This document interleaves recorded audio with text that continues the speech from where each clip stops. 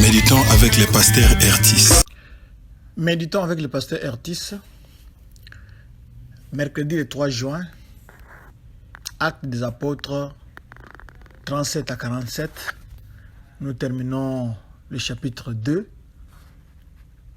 et nous utilisons le lecteur de la Bible 2020 qui nous propose comme verset de la semaine, c'est-à-dire verset à mémoriser en déant une semaine, Galates 5, 16.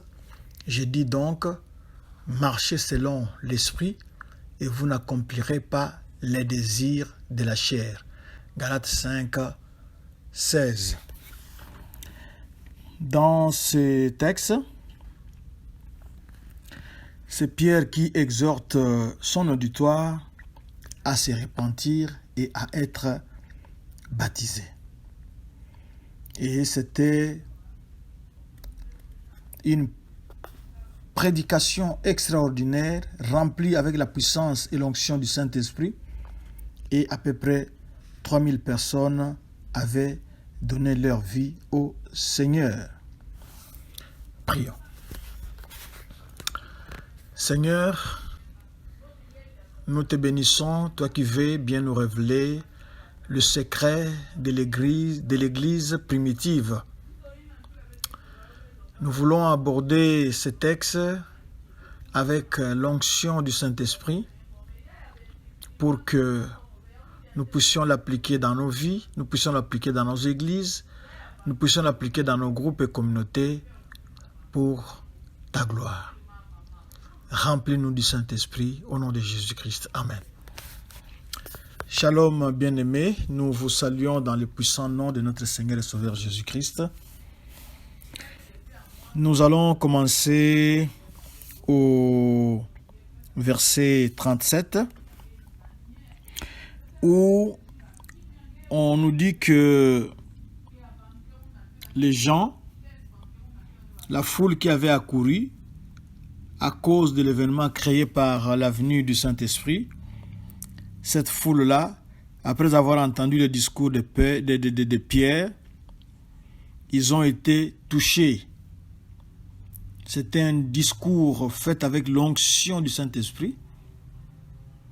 Je suis même tenté de dire une onction fraîche, parce que c'est la première fois.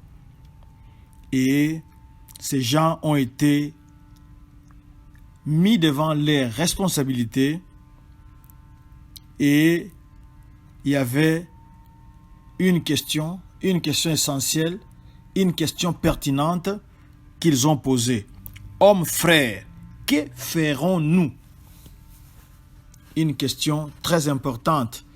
Et Pierre de leur indiquer la voie de sortie, l'issue de sortie, la porte de sortie.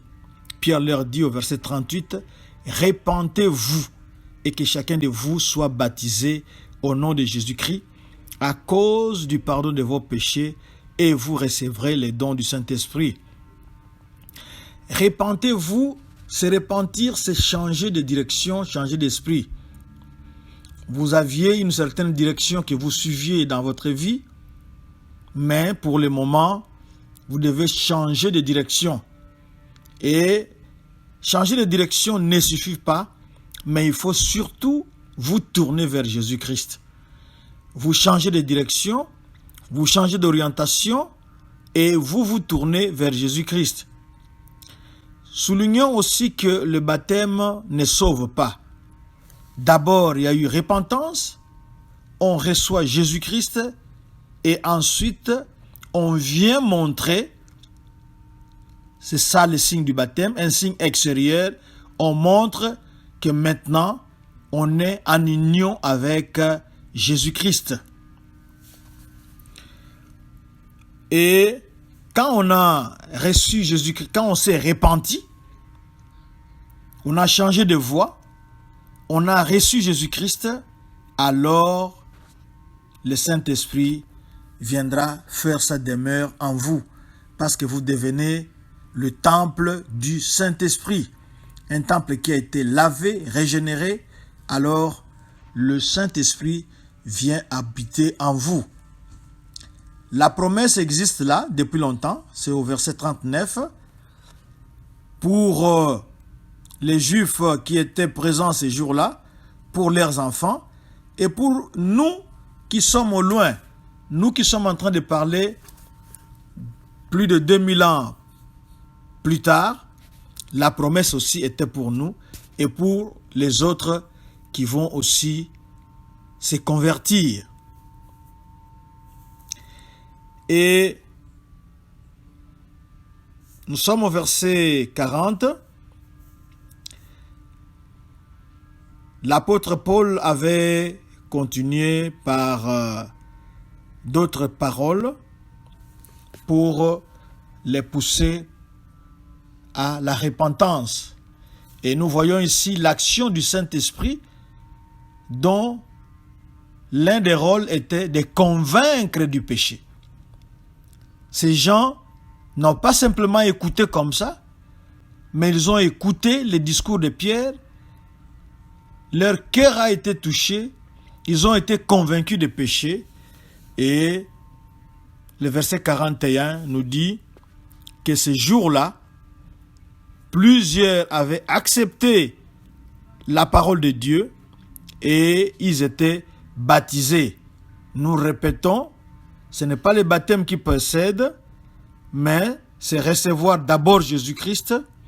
Ensuite, vous allez montrer extérieurement que vous appartenez à Jésus. Quand vous avez reçu Jésus-Christ, c'est difficile à dire, c'est difficile peut-être à deviner, mais le signe pour dire aux autres que vous êtes maintenant en union avec Jésus-Christ, c'est le baptême. Et le verset 41 nous dit, le nombre de disciples augmenta d'environ 3000 âmes. C'était une prédication très importante. Sans baffle, sans orchestre, sans chorale, mais nous voyons que c'était une prédication, une parole puissante qui était sortie ces jours-là, et à peu près 3000 personnes s'étaient ajoutées au groupe des disciples, les gens qui ont cru en Jésus-Christ. Et c'était déjà le départ ou le début de l'Église. Alors, quel est le secret de cette Église? Le secret de cette Église, nous allons le trouver surtout ici au verset 42. Ils persévéraient dans l'enseignement des apôtres. Les apôtres leur enseignaient quoi? Les apôtres leur enseignaient Jésus-Christ. Ils persévéraient dans la communion fraternelle. Ils étaient ensemble, le cœur ouvert, les maisons ouvertes, et ils étaient tous des frères et des sœurs de Jésus-Christ. Ils persévéraient dans la fraction du pain. La fraction du pain ici, c'est ce qu'on appelle la communion ou la Sainte Seine. On se rappelle du sacrifice de Jésus-Christ. Parce que Jésus-Christ a dit, faites ceci. Quand il avait institué la Seine, il a dit, faites ceci en mémoire de moi. Alors, la première communauté, la première église, l'église primitive, persévérait dans la fraction des pains. Ils communiaient, ils se rappelaient du sacrifice de Jésus-Christ. Et ils persévéraient dans les prières. Oui, la prière, c'était un bon moyen de rester connecté avec Jésus-Christ. La prière, c'était le canal par lequel ils parlaient à Jésus-Christ. C'est ça leur secret. Tout était centré sur Jésus-Christ. Ils ont été enseignés de la doctrine de Christ. Leur communion était centrée sur Christ. Ils se rappelaient du Christ dans la communion ou la Sainte Seine ou la table du Seigneur. Ils communiaient avec Jésus-Christ dans la prière et ils exaltaient aussi le Christ dans ce que nous appelons l'adoration. Ça, c'est leur secret. Bien sûr, la crainte s'emparait d'eux et beaucoup de prodiges et de miracles se faisaient par les apôtres. Ça, c'est le verset 43. Donc, Dieu venait confirmer le message que les apôtres apportaient au monde. Les témoignages que les apôtres apportaient au monde étaient confirmés par des prodiges et des miracles, des grands signes pour appuyer le ministère des apôtres, pour dire que Jésus-Christ est parti, mais Jésus-Christ est encore au milieu de vous, parce que ce que Jésus avait fait, les apôtres étaient en train de le faire, et ils faisaient même de très grandes choses. La conséquence, c'était, au verset 44, les gens ne voulaient pas se séparer. Ils étaient dans le même lieu et ils ont mis tout en commun, comme nous l'avons dit. Ils ont ouvert leur cœur, ils ont ouvert aussi leur maison. Ils aimaient rester en communion fraternelle parce que c'est là que Dieu déversait sa bénédiction en abondance et la vie éternelle. Ils étaient ensemble, dans un même lieu. Et comme être ensemble dans un même lieu pouvait créer des besoins, il y a des gens qui vendaient des propriétés et amenaient cet argent-là pour que tous puissent bénéficier de biens qui ont été vendus. Ils en partageaient les produits entre tous, selon les besoins de chacun. Ça, c'est le verset 45. Et enfin, au verset 46, ils étaient chaque jour, c'est-à-dire lundi, mardi, mercredi, jeudi, vendredi, samedi et dimanche, du 1er au 30. Chaque jour, ensemble, assidus au temple. Ils allaient au temple. Ils allaient au temple. Ils étaient assidus. Ils allaient au temple. Et, comme nous l'avions déjà dit plus haut, ils ont ouvert les cœurs, ils ont ouvert aussi les maisons, parce que la communion, pour se rappeler du Christ, c'est pratiqué aussi dans les maisons. Et ils prenaient leur nourriture avec joie et simplicité de cœur. Ce n'étaient pas des gens compliqués. Ils vivaient la vie telle que dictée par le Saint-Esprit. Et le verset 47, louant Dieu et trouvant grâce auprès de tout le peuple. C'est un puissant témoignage. Leur vie et la vie de ces gens-là qui ont écouté le message de Pierre a été transformée. La vie a été transformée. Et puisque tout le monde a vu le changement qu'a opéré Jésus-Christ dans ces gens-là, la conséquence, c'est que leur mode de vie a commencé à attirer beaucoup de gens. Et le verset 47 le souligne, il dit, et le Seigneur ajoutait chaque jour à l'église ceux qui étaient sauvés. Les gens étaient attirés par les disciples. Les gens étaient attirés par ces groupes-là. Rappelons que c'était d'abord des Juifs. Ils ont commencé dans des synagogues. Ils ont été rejetés dans les synagogues et ils ont commencé à se réunir dans les maisons, comme nous l'avons vu ici. Ils rompaient le pain dans les maisons et prenaient leur nourriture avec joie et simplicité de cœur. Mais tous les jours, ils allaient au temple parce que c'était la même Bible que les synagogues et les temples utilisaient, la même parole de Dieu, mais le Saint-Esprit donnait une autre application à aux disciples qui ont compris que Jésus-Christ, c'est lui le Seigneur. Jésus-Christ, c'est lui le Messie qu'on avait attendu et qui est venu. Et les autres là, qui n'avaient pas cru en Jésus-Christ, ont commencé à poser des problèmes. Mais ce n'est pas là l'objet du texte d'aujourd'hui.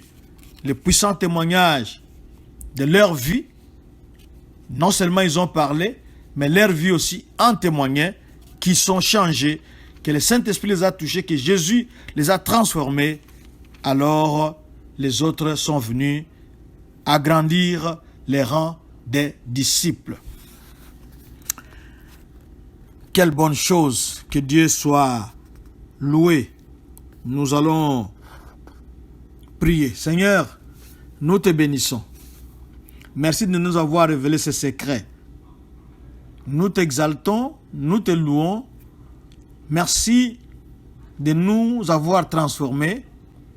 Laisse que tu rendes notre témoignage puissant pour que ceux qui ne te connaissent pas, ceux qui ne marchent pas selon ta volonté, qu'ils puissent se repentir, c'est-à-dire changer de direction et se tourner vers toi pour te suivre. Maintenant, nous voulons prier pour vous. Peut-être que vous avez suivi ce message et vous êtes aussi intéressé à devenir disciple.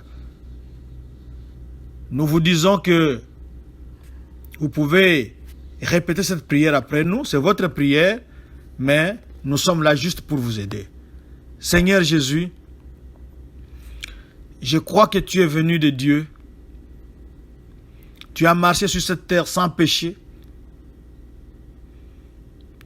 Tu avais été condamné, mis à mort, enterré, ressuscité le 3e jour.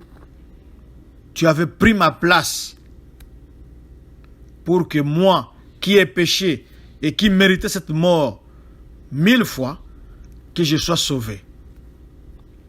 Je te reçois dans ma vie. Entre dans mon cœur, change mes pensées, reprogramme-moi, Seigneur. Je veux te suivre. Je veux marcher en nouveauté de vie. Je veux être un homme de prière. Je veux être quelqu'un qui t'adore. Je veux être quelqu'un qui écoute tes enseignements. C'est ta parole qui va me transformer. Et au besoin, je vais aller demander à être baptisé pour montrer au monde que désormais, je suis lié à toi. Merci, parce que tu ne mettras pas dehors celui qui vient à toi.